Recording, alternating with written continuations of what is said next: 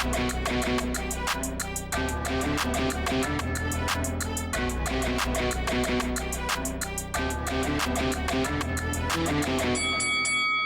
guys, welcome to Boxing Squared for boxing news and views from around the internet.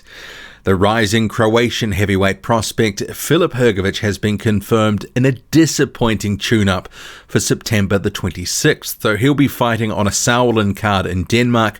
His opponent is going to be the Czech fighter Ondrej Pala. So he's got a record of 33-5, but perhaps more importantly, they've dug Pala up from nowhere. He's been effectively retired for 6 years, hasn't had a pro fight since 2014. So this is a situation, and we'll get to the press release, the quotes. There's actually quite a bit to say, quite a few people commenting here from the Team Hrgovic side. But it's a disappointing fight. It's effectively a low-level tune-up, and then the plan is to get him out again a sort of month or so later. But we will get to that in the detail of the announcement.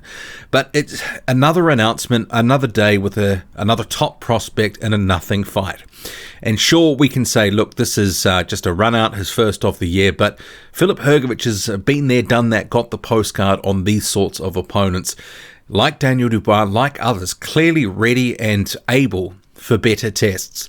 Even if, he's had a number of months out, this guy is just, it's of a certain level that he is past it at this point.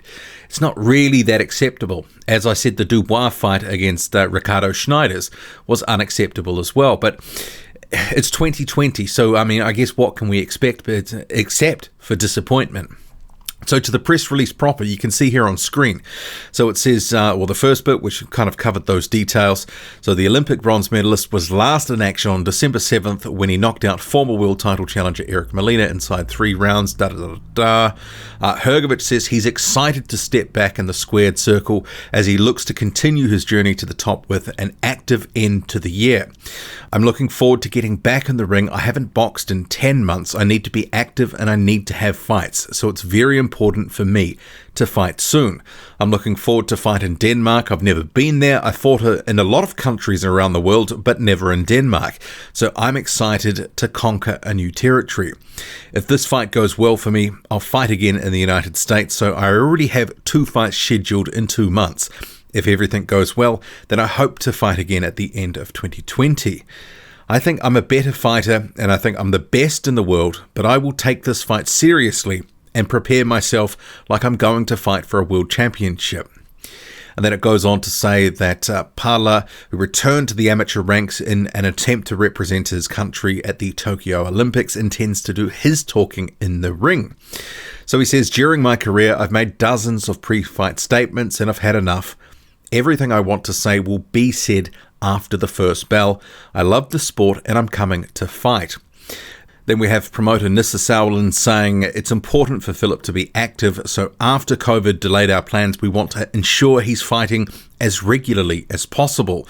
We have big plans for 2021, and a victory on September 26th, and then fighting in the United States will set us up perfectly. Then you also have Eddie Hearn, because Matchroom co-promotes Hrgovic, him saying it's great to have Filip back in action and with 2 fights in quick succession.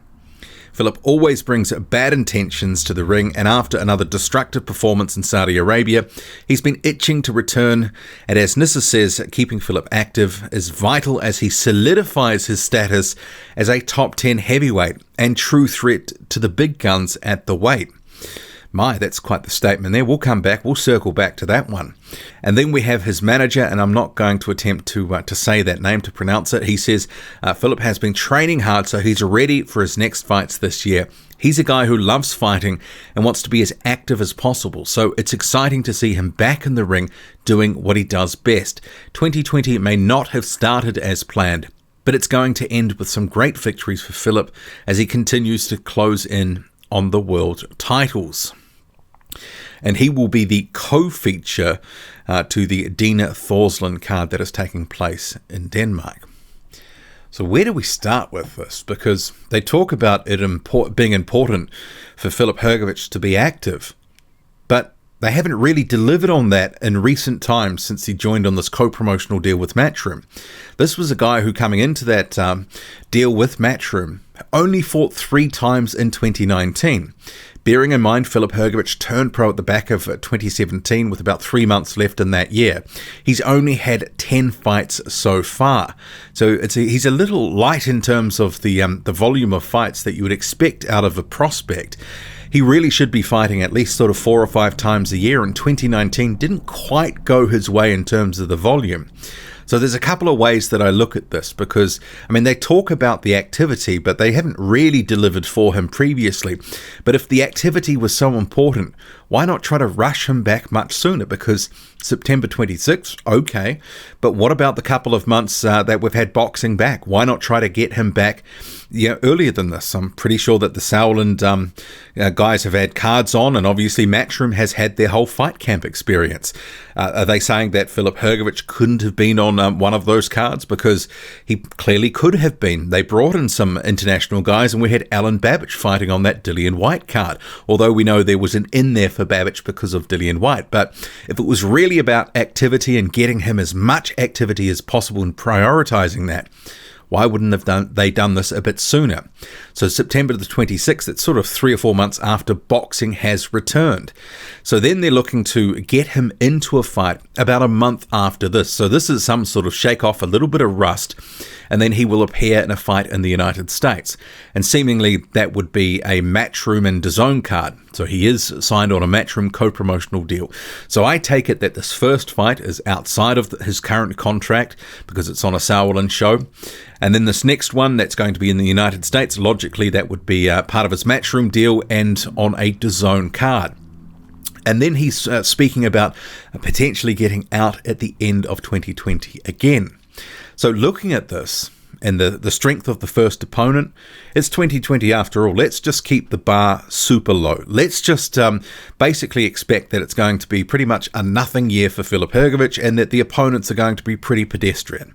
That would be my guess. I'm keeping my expectations just right in the gutter along with 2020, because that's what we can probably expect. And if they're looking to have him in the ring 3 times and then preparing for a bigger year in 2021, I think part of the strategy might just be, look, this guy, 10-0, we're wanting to call out and fight some of the bigger guys at some point, but the risk and reward, but also the fact he's only got 10 fights on his ledger, it sort of hurts his cause a little bit. So bulk the sort of resume up with a few extra fights. Then all of a sudden, halfway through 2021, he might have 15, 16-0, something like that. So I'm not expecting much for the rest of the year, but in terms of some of what he's saying here, going to Denmark, well, that will be an experience for him. And then the rest here, he says he thinks he's the best fighter in the world, but he'll take this fight seriously. Well, he's saying what we would expect him to say. I mean, no prospect or other fighter is really going to come out ahead of a fight and say, look, I'm going to take this easy because it's actually a winnable fight, and I probably don't need to put the hammer down quite as much as I normally would for a harder fight.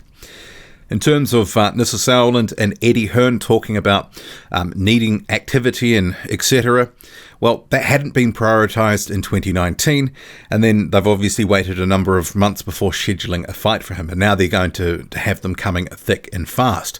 And that's part of the reason I don't expect much in terms of the opponent selection. It's probably going to be a pretty low level overall compared to, this is the thing.